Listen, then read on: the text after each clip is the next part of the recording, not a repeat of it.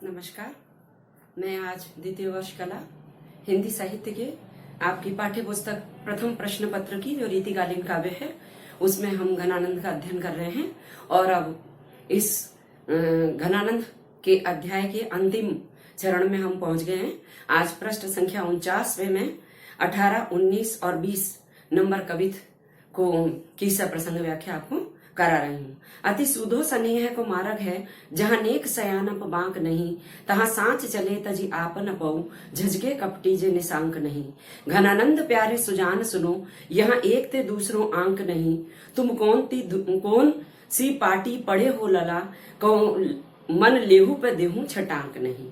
यहाँ पर उपलम्भ दे रहे हैं घनानंद सुजान को और साथ ही प्रेम के मार्ग की पवित्रता और उसकी सच्चाई का वर्णन करते हुए कहते हैं कि अति सुधो स्नेह को मार्ग है। प्रेम का मार्ग बहुत ही सीधा रास्ता है। प्रेम का रास्ता बहुत सीधा रास्ता है जहां नेक सयानप बांक नहीं। उस रास्ते में जरा भी सयानापन यानी चतुराई और बांकपन यानी टेढ़ापन नहीं चलता है। प्रेम का रास्ता सीधा रास्ता है, सच्चाई का रास्ता और पवित्र रास्ता है।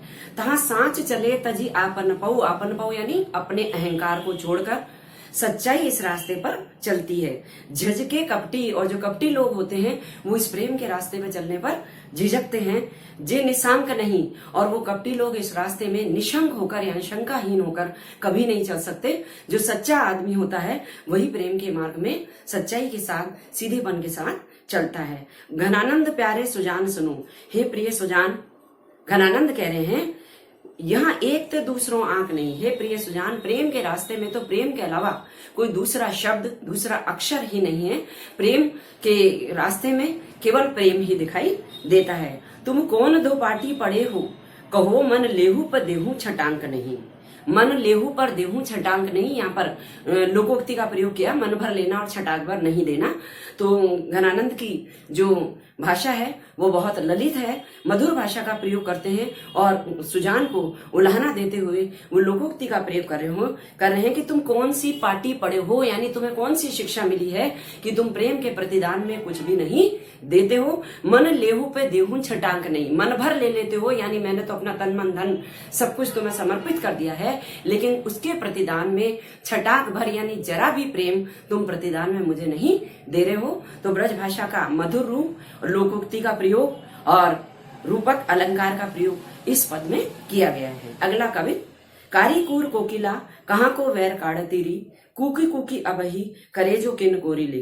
पेड़े परे पापी ये कलापी निस ध्योस जोही, चातक घातक त्योही तुहु कान फोरी ले। आनंद के घन प्राण जीवन सुजान बिना, जानी के अकेली सब घेरी दल जोरी ले। जोलो करे आवन विनोद बरसावन वे, तोलो रे डरारे बज मारे घन घोरी ले। यहाँ प्रकृति चित्रण है और वियोग के उद्दीपन स्वरूप का चित्रण यहाँ पर किया गया है। श्रृंगार के वियोग पक्ष में प्रकृति के उद्दीपन स्वरूप का चित्रण यहाँ पर किया गया है। और ये पद जो मैंने अति सुधो स्नेह को मार्ग पढ़ाया है वो और कारीकूर कोकिला, ये दोनों पद ही आपको प्रसंग व्याख्या की दृष्टि से महत्वपूर्ण है और घनानंद के प्रसिद्ध पद है।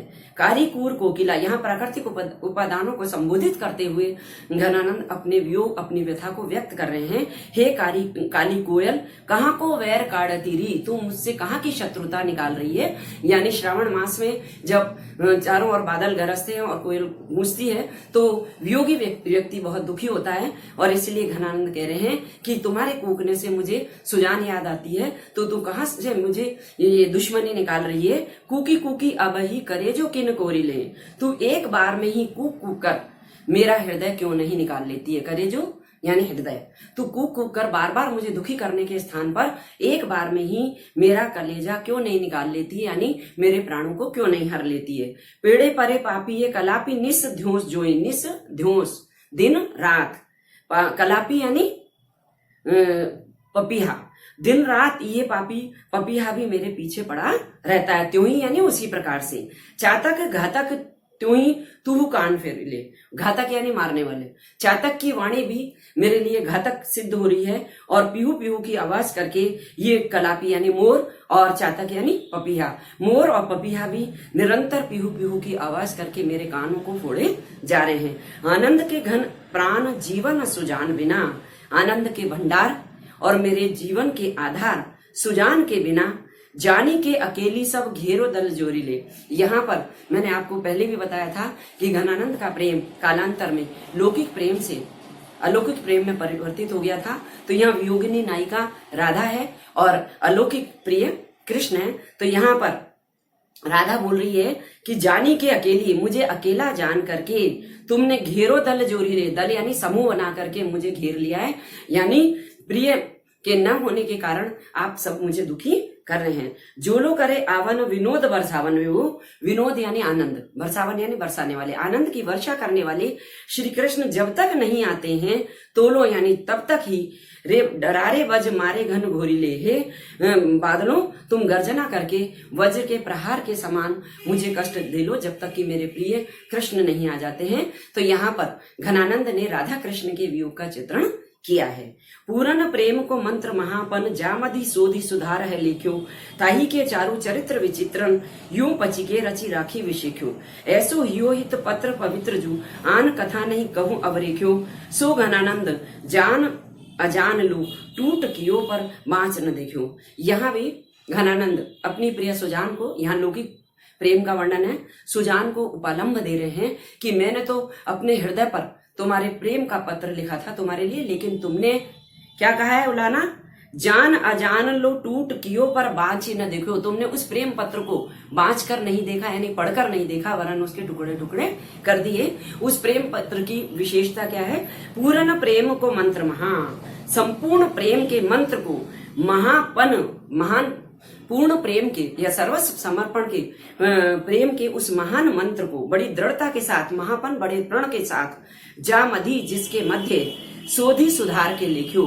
बड़ी समझ बूझ कर मैंने इस प्रेम के महान मंत्र को बड़ी दृढ़ता के साथ जिस हृदय रूपी पत्र पर लिखा था, ताही के चारु चरित्र विचित्रण, और मैंने अपने ताही यानी उसी सुजान के विचित्र चरित्र को यानी विशिष्ट चरित्र को पची के रची राखी विषयों को, पची के यानी बड़े परिश्रम के साथ विशेष रूप से उस पर चित्रित किया था। ऐसो हियो हित पत्र पवित्र जू, ऐसा पत्र मैंने अपने हृदय रूपी प्रेम के पत्र पर, अपने हृदय में हृदय रूपी प्रेम पत्र पर लिखा था, जो कि अत्यंत पवित्र था। मैंने अपने हृदय में उस प्रेम पत्र को लिखा था।